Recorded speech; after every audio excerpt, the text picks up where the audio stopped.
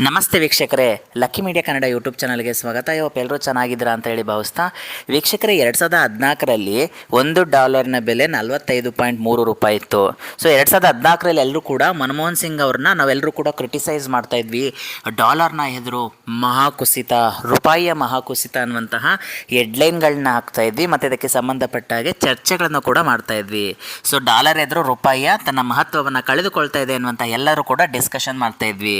But ಇಂದು ಸ್ನೇಹಿತರೆ 2026ರಲ್ಲಿ 94.11 ರೂಪಾಯಿಯ ಅಷ್ಟು $1ಗೆ ಆಗ್ತಾ ಇದೆ. ಅಂದರೆ ಅತಿ ದೊಡ್ಡ ಕುಸಿತ ಅಂತ ಹೇಳ್ಬೋದಾಗುತ್ತೆ ಸ್ನೇಹಿತರೆ. ಡಾಲರ್ನೇ ಎದುರು ರೂಪಾಯಿಯ ಅಪಮೌಲ್ಯವಾಗ್ತಾ ಇದೆ. ಇನ್ನೇನು ಕೆಲವೇ ದಿನಗಳಲ್ಲಿ ಕೂಡ ಇದು $100 ದಾಟಿದ್ರು ಕೂಡ ಅಚ್ಚರಿ ಇಲ್ಲ ಅಂತ ಹೇಳ್ಬೋದಾಗುತ್ತೆ ಸ್ನೇಹಿತರೆ. ಬಟ್ ಇದಕ್ಕೆ ಸಂಬಂಧಪಟ್ಟ ಹಾಗೆ ಪ್ರಸ್ತುತ ಇರ್ತಕ್ಕಂಥ ಕೇಂದ್ರ ಸರ್ಕಾರ ಯಾವ ನಿಟ್ಟಿನ ಒಂದು ಪ್ರಿಕಾಷನ್ಸ್ನ ತಗೊಳ್ತಾ ಇದೆ ಈ ಒಂದು ವ್ಯವಸ್ಥೆಗೆ ಸಂಬಂಧಪಟ್ಟ ಹಾಗೆ ಸ್ನೇಹಿತರೆ, ನಾವು ಇತಿಹಾಸವನ್ನು ಗಮನಿಸಿದಾಗ ಸೊ ರೂಪಾಯಿಯ ಒಂದು ಮೌಲ್ಯ ಹೇಗೆ, ಇದರ ಒಂದು ಡಾಲರ್ನ ಎದುರು ರೂಪಾಯಿಯನ್ನು ಹೇಗೆ ಹೆಚ್ಚಿಸ್ಕೊಳ್ತಾ ಬರ್ತಾ ಇದೆ, ಇದರ ಮೌಲ್ಯವನ್ನು ಹೇಗೆ ಕಳೆದುಕೊಳ್ತಾ ಬರ್ತಾ ಇದೆ ಅಂತಂದರೆ 1947ರಲ್ಲಿ $1ಗೆ 3.30 ರೂಪಾಯಿಗಳಿತ್ತು. ಅದೇ ರೀತಿ ನೆಹರೂರವರ ಜವಾಹರ್ಲಾಲ್ ನೆಹರೂರವರ ಸರ್ಕಾರದ ಸಮಯದಲ್ಲಿ 1950ರಿಂದ 1960ರ ಸಮಯದಲ್ಲಿ $1ನ ಬೆಲೆ 4.76 ರೂಪಾಯಿ ಇತ್ತು.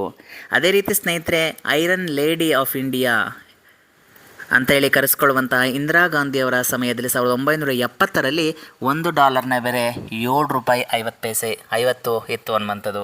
ಅದೇ ರೀತಿ 1980ರಲ್ಲಿ $8 ಆಗುತ್ತೆ. ಅದಾದ ನಂತರ 1999 ವಾಜಪೇಯಿ ಅವರು ಪ್ರಧಾನಮಂತ್ರಿ ಆಗಿರ್ತಾರೆ ಸ್ನೇಹಿತರೆ. ಆ ಸಂದರ್ಭದಲ್ಲಿ ಬರೋಬ್ಬರಿ 43.4 ರೂಪಾಯಿ ಆಗಿರುತ್ತೆ $1ನ ಬೆಲೆ ಅನ್ನುವಂಥದ್ದು, ರೂಪಾಯಿಯ ಮೌಲ್ಯ ಅನ್ನುವಂಥದ್ದು. ತದನಂತರ 2004ರಲ್ಲಿ ಆರ್ಥಿಕ ತಜ್ಞ ಅಂತೇಳಿ ಗುರುತಿಸ್ಕೊಂಡಿದ್ದಂತಹ ಮನಮೋಹನ್ ಸಿಂಗ್ ಅವರು ಪ್ರಧಾನಿ ಹುದ್ದೆಗೆ ಇರ್ತಾರೆ. ಆ ಸಮಯದಲ್ಲಿ $1ನ ಬೆಲೆ 45.3 ಅನ್ನುವಂಥದ್ದು. ತದನಂತರ 2014ರಲ್ಲಿ ಮನಮೋಹನ್ ಸಿಂಗ್ ಅವರು ಅಧಿಕಾರವನ್ನು ವಹಿಸ್ಕೊಂಡಾಗ ಇದ್ದಂಥ $45 ಇದ್ದಂತಹ $1ನ ಬೆಲೆ ಅವರ ಅಧಿಕಾರ ಅಂತ್ಯದ ಅವಧಿಯಲ್ಲಿ 2014ರಲ್ಲಿ ಆಲ್ಮೋಸ್ಟ್ ಆಲ್ 58.7 ರೂಪಾಯಿ ಆಗಿತ್ತು ಅನ್ನುವಂಥದ್ದು. ಸೊ 2014ರಲ್ಲಿ ಎಲ್ಲರೂ ಕೂಡ ಕ್ರಿಟಿಸೈಸನ್ನು ಮಾಡ್ತಾ ಇದ್ವಿ. ಪ್ರಧಾನಿ ಮನಮೋಹನ್ ಸಿಂಗ್ ಅವ್ರನ್ನ ಯಾವ ರೀತಿಯಾದಂತಹ ಒಂದು ವ್ಯವಸ್ಥೆ ನಡೀತಾ ಇದೆ, ಸೊ ಡಾಲರ್ ಎದುರು ರೂಪಾಯಿಯ ಮೌಲ್ಯ ಕುಸಿತಾ ಇದೆ ಅನ್ನುವಂತಹ ಪ್ಯಾನೆಲ್ ಡಿಸ್ಕಷನ್ಸನ್ನೆಲ್ಲ ಎಲ್ಲರೂ ಕೂಡ ಮಾತಾಡ್ತಾ ಇದ್ವಿ. ಎಲ್ಲರೂ ಕೂಡ ಅದ್ರ ಬಗ್ಗೆ ಓಪನ್ ಆಗಿ ಮಾತಾಡ್ತಾ ಇದ್ವಿ. ರೂಪಾಯಿಯ ಮೌಲ್ಯವನ್ನು ಕಳೆದುಕೊಳ್ತಾ ಇದೆ ಅನ್ನುವಂಥ. ಬಟ್ ಇಂದು ಆಲ್ಮೋಸ್ಟ್ $1ಗೆ 94.11 ರೂಪಾಯಿ ಆಗಿದೆ ಸ್ನೇಹಿತರೆ. ಯಾರೂ ಕೂಡ ಅದ್ರ ಬಗ್ಗೆ ಪ್ರಶ್ನೆಯನ್ನು ಕೇಳ್ತಾ ಇಲ್ಲ.